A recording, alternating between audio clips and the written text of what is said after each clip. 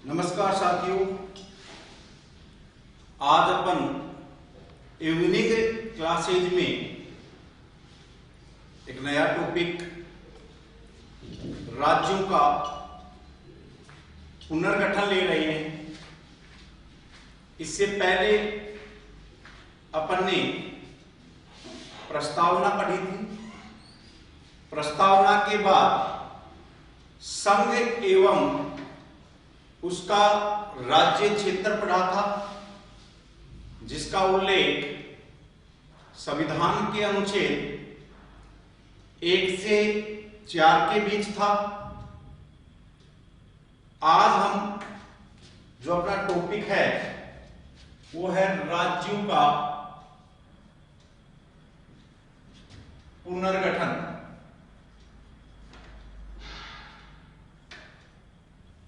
दोस्तों, बहुत अच्छा पॉइंट है। यूपीएससी से भी यहां से क्वेश्चन पूछे जा चुके हैं, तो समझिएगा बड़ा आराम से देखिएगा। जब भारत आजाद हुआ 1947 में, तब भारत में राज्यों की 4 श्रेणियां हुआ करती थी।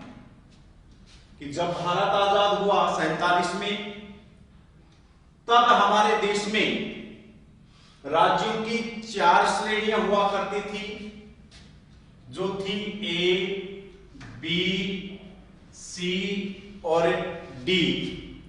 या अपन कह सकते हैं कै, ख, ग और गह श्रेणी का राज्य। इन्हें चारों श्रेणियों में कुल 29 राज्य हुआ करते थे। अब एक क्वेश्चन पूछा गया था कि उस समय जो राज्यों की 4 श्रेणियां हुआ करती थी, उसमें जो अंतिम श्रेणी गह/डी थी, उसमें कुल कितने राज्य हुआ करते थे? तो याद रखिएगा दोस्तों, डी/गह श्रेणी में एकमात्र राज्य अंडमान निकोबार हुआ करता था। दोबारा सुन लीजिएगा कि अंतिम श्रेणी गह में या डी में केवल एक राज्य था उस समय, जिसका नाम था अंडमान निकोबार।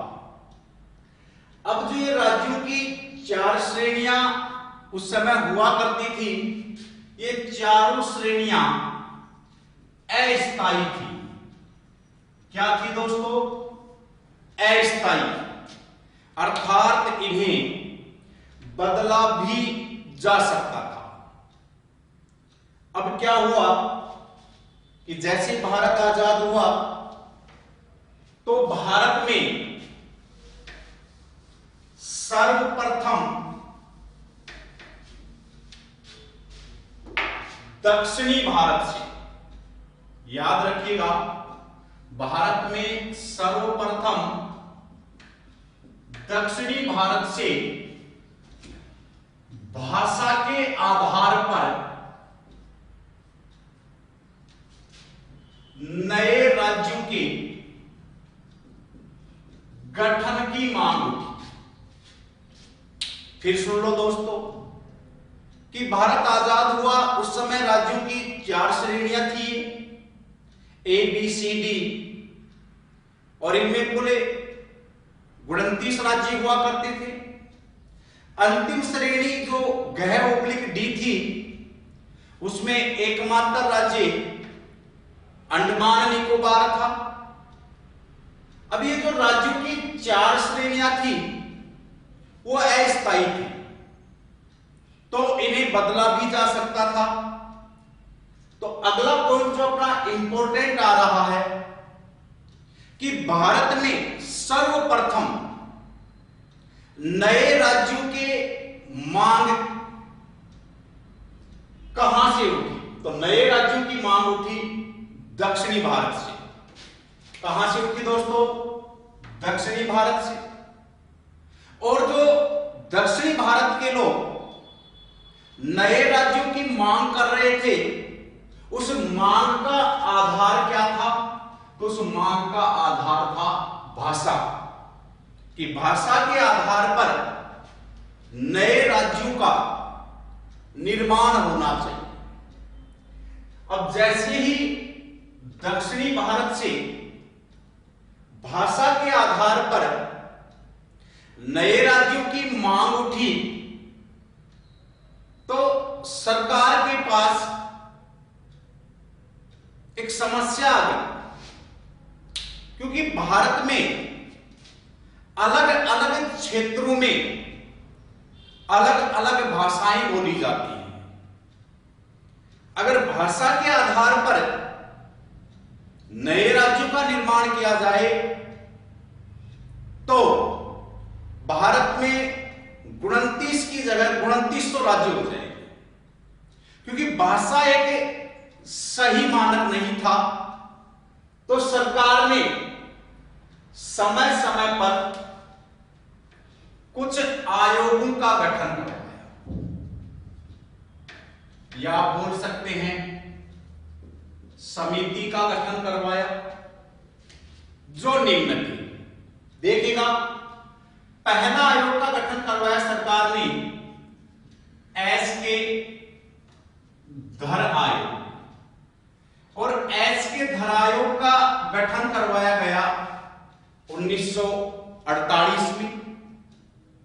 सरकार जब एस के धर आयोग का गठन करवाया तो सरकार इसके शरण में आ गई, एस के धर आयोग के शरण में, और सरकार ने इससे कहा कि भाई साहब, भाषा के आधार पे नए राज्यों का निर्माण होना चाहिए या नहीं होना चाहिए। तो एस के धर आयोग ने भाषा की मांग को अस्वीकार कर दिया कि भाषा के आधार पर नए राज्यों का निर्माण नहीं होना चाहिए। एस के धर आयोग में कुल 4 सदस्य थे।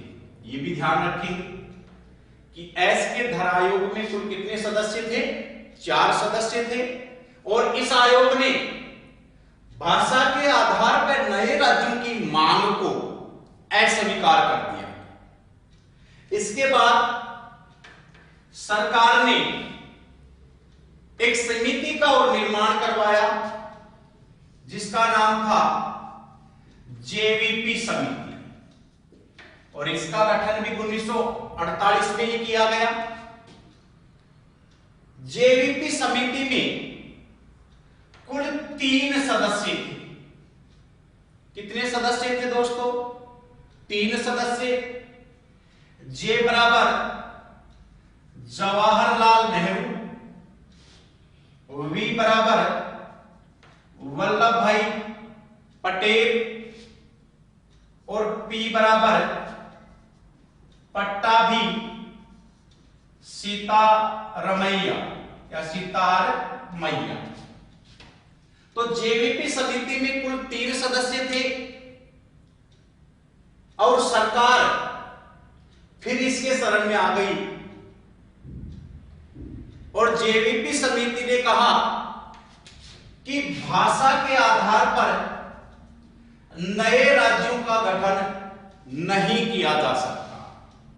अर्थात एस के धर आयोग ने भी और जेवीपी समिति ने भी भाषा के आधार पर नए राज्यों की मांग को अस्वीकार कर दिया। दोस्तों, ये दोनों आयोग ध्यान रखोगे आप, एक एस के धर आयोग आया है और दूसरा जेवीपी समिति आई है, और इन दोनों ने भाषा की मांग को क्या कर दिया था? अस्वीकार।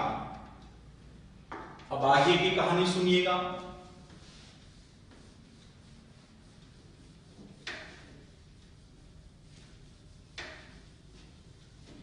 जैसे ही एस के धर आयोग और जेवीपी समिति ने भाषा की मांग को अस्वीकार किया, वैसे ही दक्षिणी भारत में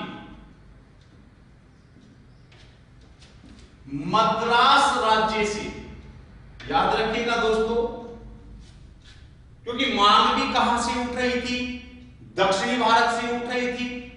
किस आधार पे उठ रही थी? भाषा के आधार पर मांग उठ रही थी। तो जैसे ही इन दोनों ने, एस के धर और जेवीपी ने भाषा की मांग को अस्वीकार किया, दक्षिणी भारत में मद्रास राज्य से तेलुगु भाषा के लोगों ने राज्य पुनर्गठन आंदोलन की शुरुआत कर दी। अब जो दक्षिणी भारत में मद्रास राज्य से राज्य पुनर्गठन आंदोलन शुरू हुआ, तो इस आंदोलन के नेतृत्वकर्ता पोट्टी श्री रामुलु थी। वापस सुन लीजिएगा, क्वेश्चन पूछा भी गया है कि दक्षिणी भारत से जो राज्य पुनर्गठन आंदोलन की शुरुआत हुई थी कि हमें भाषा के आधार पर नए राज्यों का निर्माण चाहिए, उस राज्य पुनर्गठन आंदोलन का नेतृत्वकर्ता कौन था? पोट्टी श्री रामुलु। अब रामुलु ने क्या किया? इन्होंने 56 दिन तक, कितने दिन तक दोस्तों? 56 दिन तक भूख हड़ताल कर दी, जिसके कारण इनकी मृत्यु हो गई। और जैसे ही रामुलु की भूख हड़ताल के कारण मृत्यु हुई, वैसे ही राज्य पुनर्गठन आंदोलन हिंसात्मक हो गया, यानी तोड़फोड़ की घटनाएं शुरू कर दी लोगों ने। और सरकार मजबूर हो गई, और मजबूरवश सरकार ने 1 अक्टूबर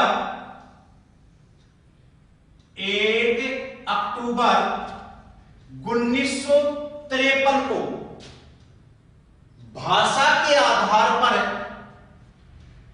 पहला राज्य आंध्र प्रदेश का गठन करवाया। अब यहां से दोस्तों अच्छे क्वेश्चन निकलते हैं। पहला क्वेश्चन यहां तक कि सबसे पहले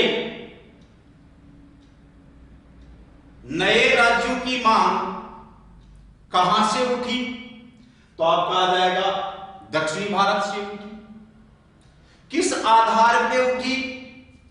भाषा के आधार पे उठी। सरकार ने भाषा के आधार पर नए राज्यों का निर्माण करवाने के लिए कौन कौन से आयोग ओब्लिक समितियों का गठन किया?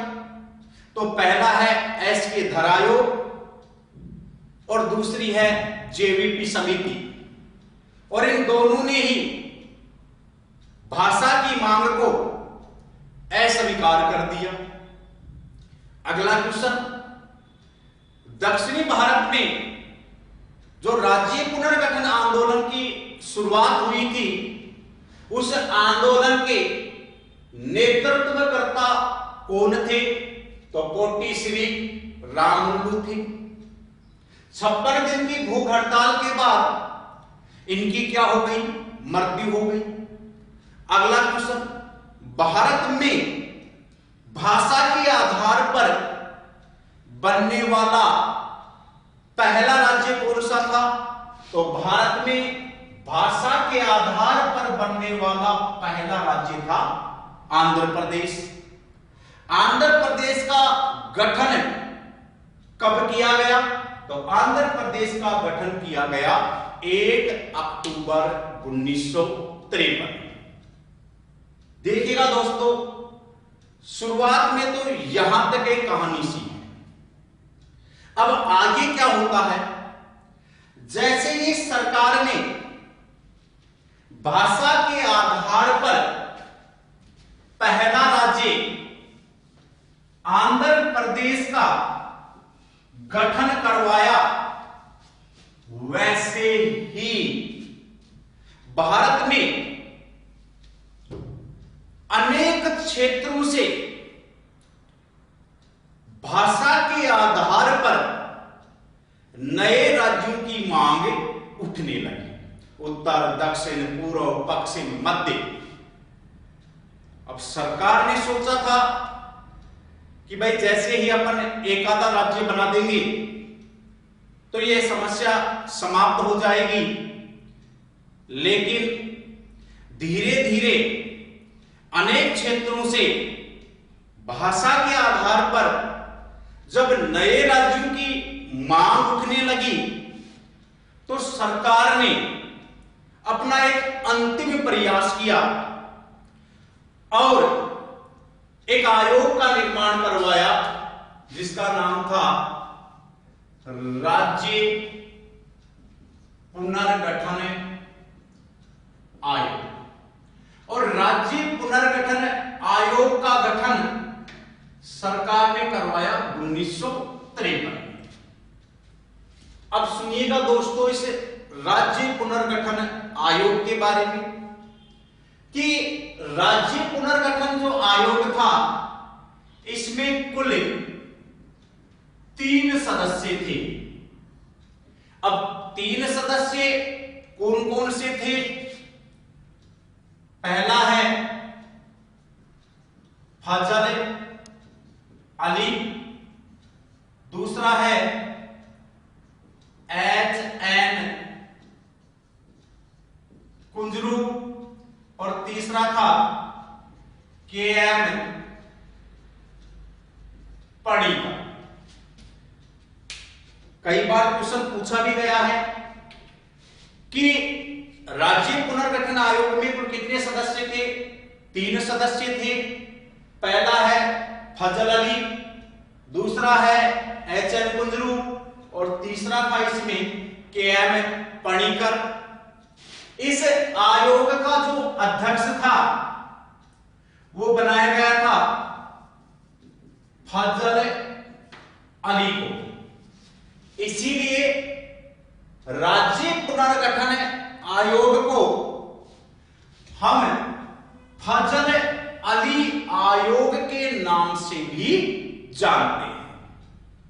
अब फजल अली आयोग या राज्य पुनर्गठन आयोग अपनी कौन कौन सी सिफारिशें देता है, सुनिएगा दोस्तों। इंपॉर्टेंट पॉइंट है फजल अली आयोग की सिफारिशें। तो सुनिएगा, फजल अली आयोग की निम्न सिफारिशें थी, जिसमें पहली थी कि भाषा के आधार पर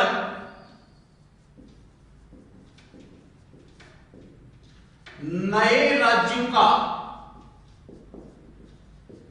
निर्माण किया जा सकता है। दोस्तों सुनिएगा, यहां से इंपॉर्टेंट क्वेश्चन कि पहले वाले जो 2 आयोग थे, एसके धर आयोग और जेवीपी समिति, उन्होंने तो बिल्कुल नकार दिया था कि भाषा के आधार पर नए राज्यों का निर्माण नहीं हो सकता।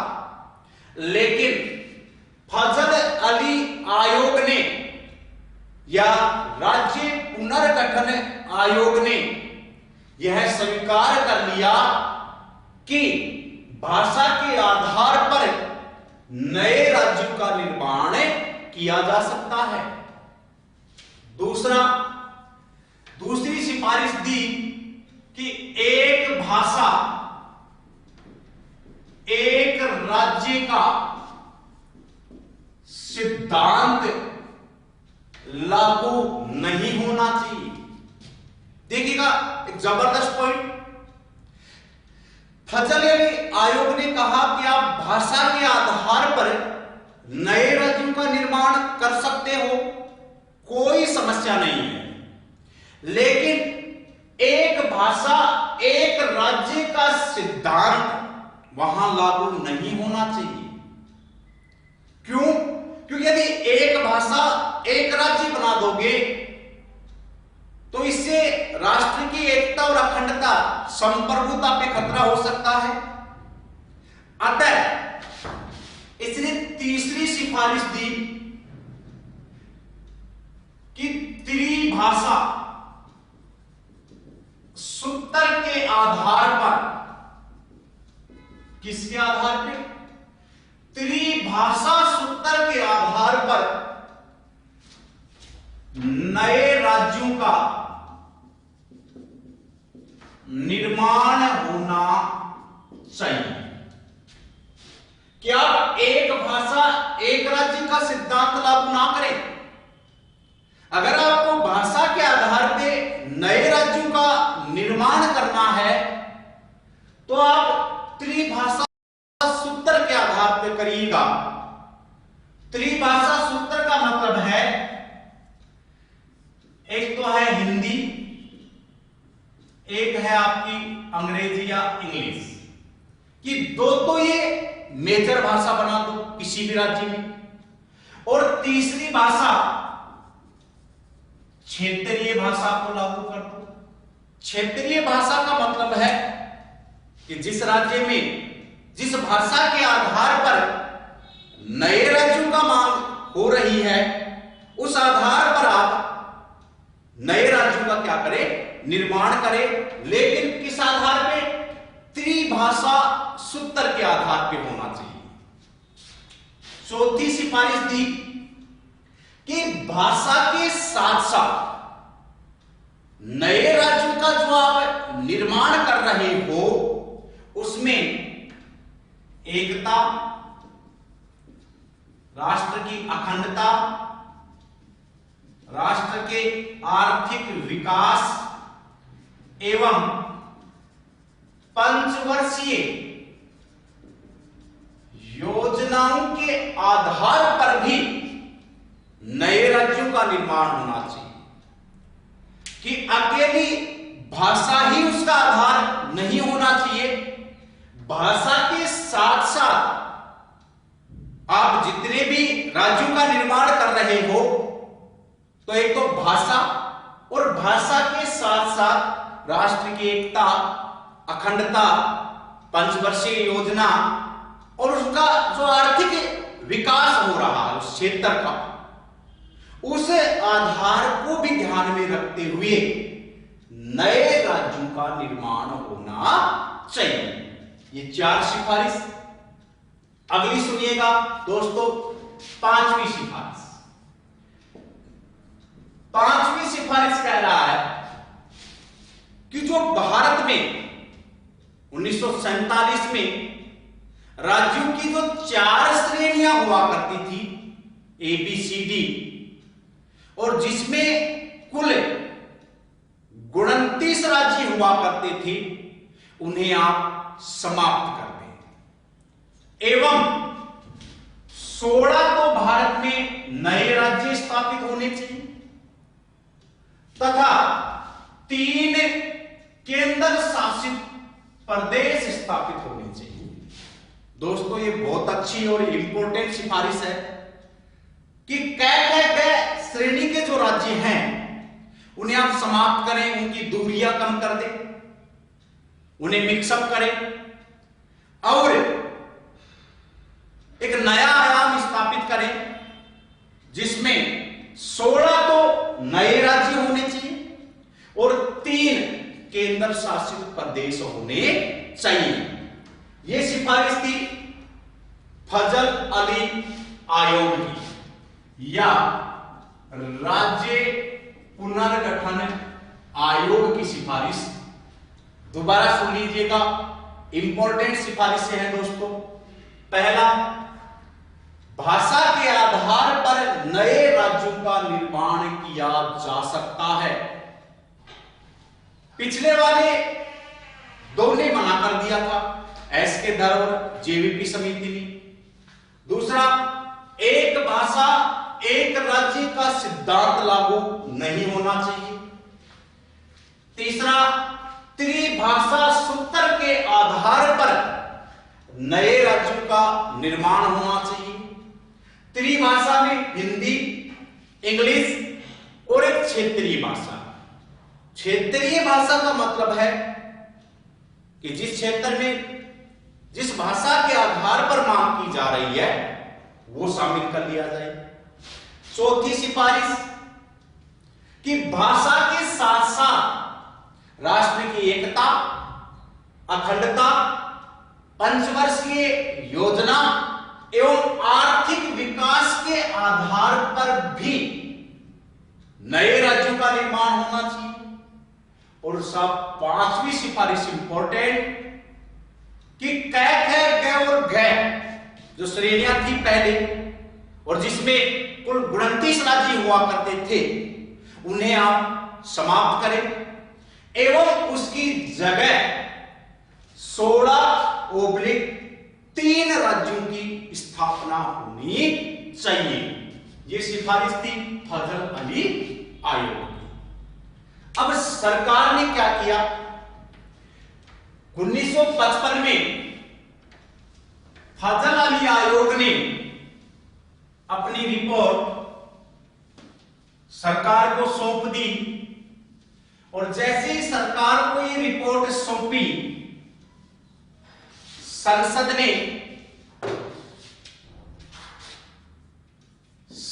ने राज्य पुनर्गठन अधिनियम 1956 पारित किया। दोबारा शुरू, जैसे ही फजल अली आयोग ने 1955 में अपना प्रतिवेदन सरकार को सौंप दिया तो संसद ने एक एक्ट पारित किया जिसका नाम था राज्य पुनर्गठन अधिनियम 1956। और इस एक्ट के तहत फजल अली आयोग की लगभग सभी सिफारिशों